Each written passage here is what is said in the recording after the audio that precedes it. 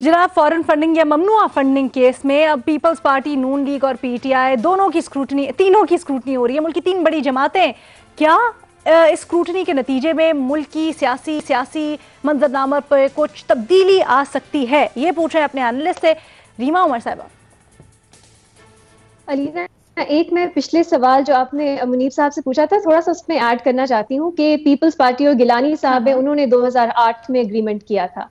देखिए, 2008 में फरवरी में इलेक्शन हुए, लेकिन जो निगोसिएशंस हैं फेक ब्रॉडशीट के साथ वो 2006 से शुरू हो चुकी थी और 2008 फरवरी में वो अपने इख्तिताम तक पहुंच रही थी। तो ये कहना कि पीपल्स पार्टी और गिलानी साहब का कसूर है, बिल्कुल गलत है। आप फैसला पढ़ लें, उसमें ऐसा बिल्कुल भी नहीं है, उनके तो नाम भी नहीं है। दूसरी बात है, जो आपका इलेक्शन कमीशन और फॉरेन फंडिंग का सवाल है, उसको आपने जायल कर दिया बेसिकली। जी, मुझे तो ये लगता है। अच्छा, और फॉरेन फंडिंग ओके। अच्छा अलीना, दो चीजें हैं। आप इलेक्शंस एक्ट जो है अगर उसको पढ़ें, प्रोहिबिटेड फंड्स होते हैं जो प्रोहिबिटेड हैं कानून के मुताबिक, उसकी एक कैटेगरी है फॉरेन फंडिंग। अगर आपको किसी इंडिविजुअल, गवर्नमेंट या कंपनी किसी से भी फॉरेन फंडिंग मिलती है तो वो फॉरेन नेशनल्स हैं, तो वो प्रोहिबिटेड है। अब एक और कानून है इलेक्शन एक्ट में, एक और प्रोविजन है जो कहती है अगर एक पार्टी को फॉरेन फंडिंग मिलती है तो वो फॉरेन एडेड पॉलिटिकल पार्टी है, और फॉरेन एडेड पॉलिटिकल पार्टी जो है वो बैन हो सकती है। ठीक है, तो ये दो चीजें हैं। अगर और ये दिखाने के लिए कि आप फॉरेन एडेड पॉलिटिकल पार्टी हो, जो मुनीब साहब ने भी इसकी बात की थी, वो इतना आसान नहीं है।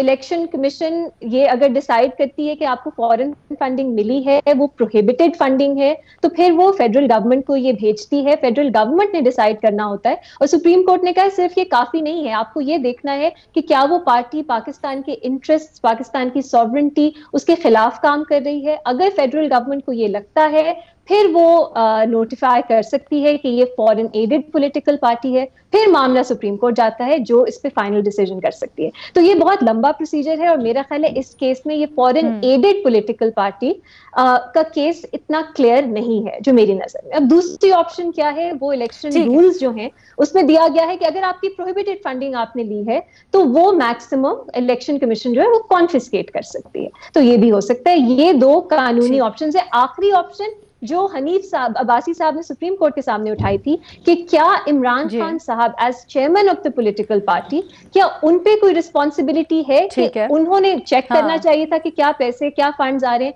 और अगर है, क्या आर्टिकल 62 हमारे जो आइन का है, क्या वो सादिक और अमीन रहते हैं? क्योंकि उन्होंने तो कहा था कोई प्रोहिबिटेड फंड्स नहीं है, लेकिन अगर प्रोहिबिटेड फंड्स हैं तो क्या वो सादिक और अमीन रहते हैं कि नहीं? ये सवाल है। मैं पर्सनली इसके अगेंस्ट हूं। मेरा नहीं ख्याल आपको आर्टिकल 62(1)(f) को इतनी ब्रॉड इंटरप्रिटेशन देनी चाहिए, लेकिन सवाल था, सुप्रीम कोर्ट में उठाया गया। उन्होंने कहा पहले ये बाकी जो जवाब है वो आपको मिल जाए तो फिर आप इस पे भी आ सकते हैं। तो ये एक ओपन इशू है पाकिस्तान में आज, लेकिन मेरा नहीं ख्याल कुछ होगा। अच्छा रीमा, तो अच्छा ठीक है रीमा, तो एजेंट्स पे उन्होंने कहा ना कि जो होती है, एजेंट्स ने अगर हमें उससे की तो उस पर जिम्मेदारी डाल दी उन्होंने। फंडिंग अगर उनके जरिए आई, वो कहाँ से लेके आए, अगर हमारे हिदायत के खिलाफ लेके आए तो we are not liable to answer.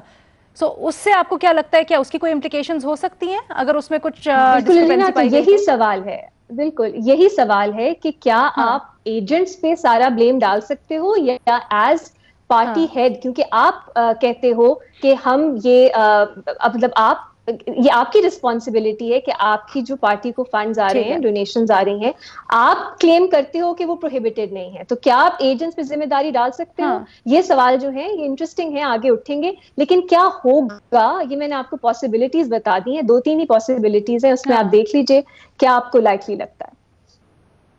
ठीक है।